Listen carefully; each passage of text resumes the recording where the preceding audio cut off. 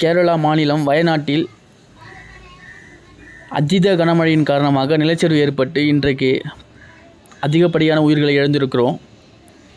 இதற்கு மனித தவறுகளே காரணம் என்று சூழலியல் ஆர்வலர்கள் கூறியுள்ளார்கள். இதற்கு அவர்கள் ஒரு சில புள்ளி விவரங்களையும் வெளியிட்டிருக்காங்க.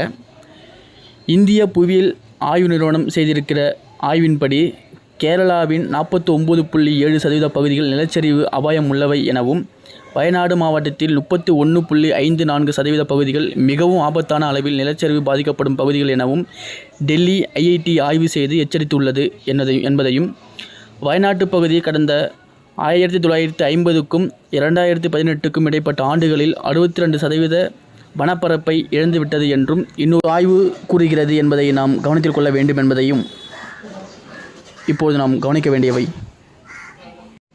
மேற்கு தொடர்ச்சி மலையை உள்ளடக்கிய மாநிலங்கள் வெள்ளம், நிலச்சரிவு போன்ற பேரிடர்களை தொடர்ந்து சந்தித்து வருகின்றன.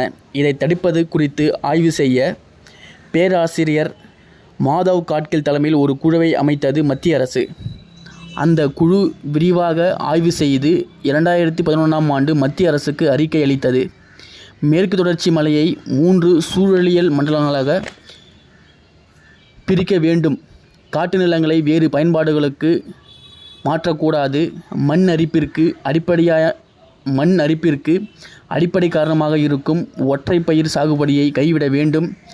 அணைகள், சுரங்கங்கள், சாலைகள், சுற்றுலாத்தலங்கள் போன்ற திட்டங்களை சென்சிட்டிவான சூழலியல் மண்டலங்களில் செயல்படுத்தக்கூடாது என்றும் பல பரிந்துரைகளை அந்த அறிக்கையில் இருந்தன. ஆனால் அந்த அறிக்கையை மத்திய அரசும் கேரளா உள்ளிட்ட மேற்கு தொடர்ச்சி மலை மாநிலங்கள் நிராகரித்தனர். அதன் விளைவே இந்த நிலச்சரிவு என்கிறார்கள் சூழலியல் ஆர்வலர்கள்.